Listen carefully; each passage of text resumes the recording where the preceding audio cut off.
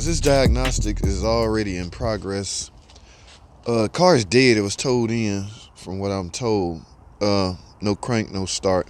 And they are right about the dead part. But guys, this is what's not so much bothering me, but this is a brand new flimsy key. I had to go get my jump box because it will not crank. And I set my jump box up.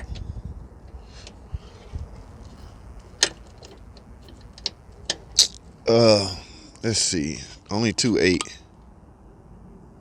So hopefully I got some juice. Let's see. Okay, I got some juice. But like I say, this is not a no start. This is a no crank. You can't start until you at least crank. Look at that, nothing. Am I not? All right, guys. No crank. Again, this is bothering me. This is it looks like a new key.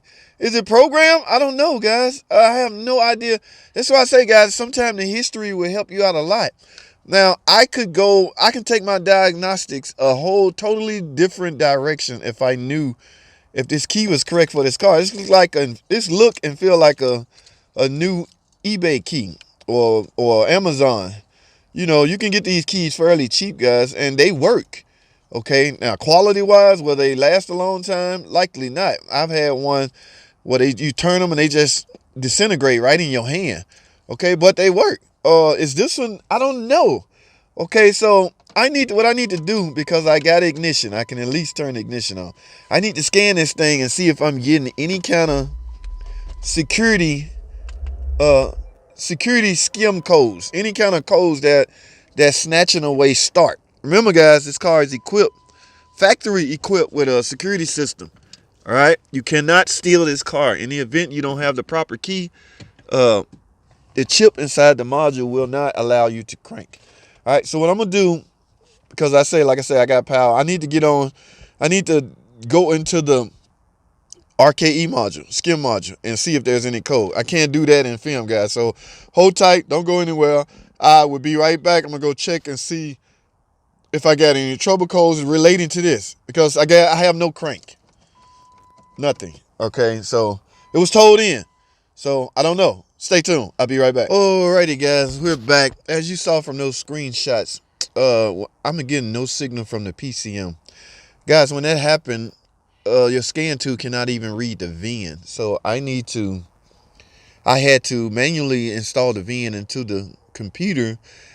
That way I can get into the topology. Okay, and when I finally got into the topology, I found out that my PCM is not even on the bus. You're never going to crank start or nothing if you're not getting a signal from your main computer. What I mean by main computer is, yeah, your PCM. Oh my goodness. So yeah, if we're not able to talk to this, nothing else matters. But now, is this bad? I don't know, guys. That's where diagnostic coming in place. Y'all, I talk about this all the time. You know the things you need for a PCM to power up. You got to have power supply and ground. Those are the top. Now, the communication network, yeah, you got to have those. But to even power this thing up, power supply and ground has to be there. All right, so now I need to go to a computer and find out which pin or which connector is responsible for giving off the power supply and ground.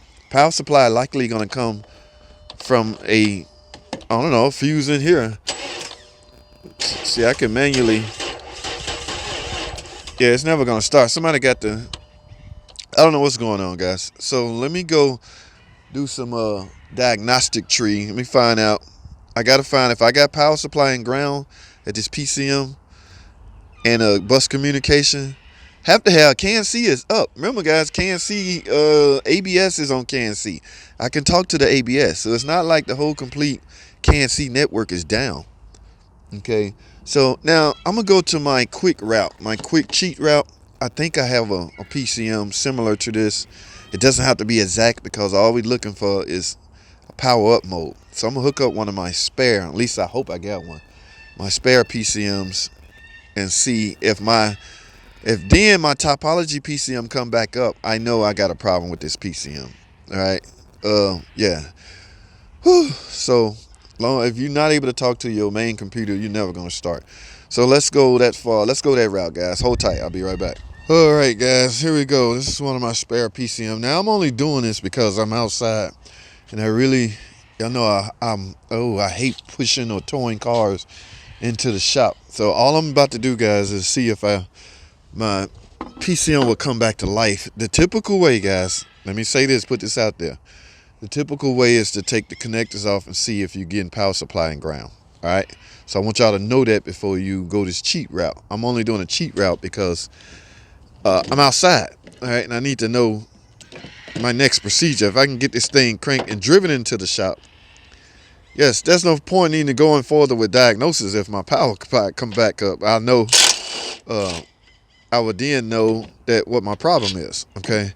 So yeah, so y'all understand that a lot of people are sensitive about, you told us something we can't do. Everybody don't have a PCM laying around.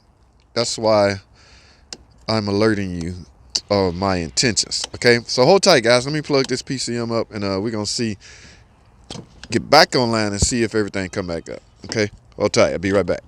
Alrighty, guys, we're back. Guys, y'all saw from the screenshot, guess what's back online? Yes, with my spare PCM in, my PCM box went from red to yellow. And it's yellow because there's trouble code in it. It does not recognize this car. So, guys, what does that tell you? The PCM, there's an internal short open in the PCM. Let's see if this car even try to crank. Okay, I still got no crank. And I'm thinking that's because I don't have the skim married to the PCM. All I did was plug it up and see if I got my power back. And I do. So, guys, this is one of those diagnostics where you're going to have to say, start here. Okay? I'm not going to marry this skim to my used spare PCM. I have to start with a PCM. I just avoided a time-consuming diagnostic period right out here in the parking lot. All right? This is a used PCM that's not programmed to this car.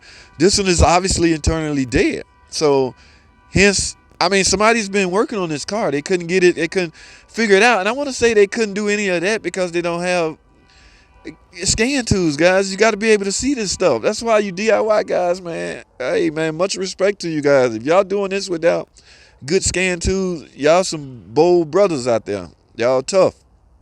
But, yes, we got to start with a PCM. With this PCM in, my bus network is up. I can now read the topology, and there's not a lot of red. Okay, so I have to make this part one, guys, because I got to go sell this. But y'all saw, and this is half-assed. This is so, I don't like making videos like this, but guys, I'm a commission mechanic, and time is of essence with me. Okay. Sure, I would love to own my own shop and spend a lot of time making politically correct videos showing how to diagnose things, but as long as you know what you're getting from me, I'm letting you know. I've already exposed the fact that I don't do tutorial videos, and in some cases I don't do full-blown diagnostic videos simply because it's time consuming and I am a commission mechanic. So I would say what you get from me, I'm gonna try my best to explain both scenario, the diagnostic part as well as the cheat part. This is a cheat part. I just eliminated an hour, 2 hours maybe out of my, I just eliminated that time because I long story. All right, so this is part one, guys. I need y'all to stay tuned for part two.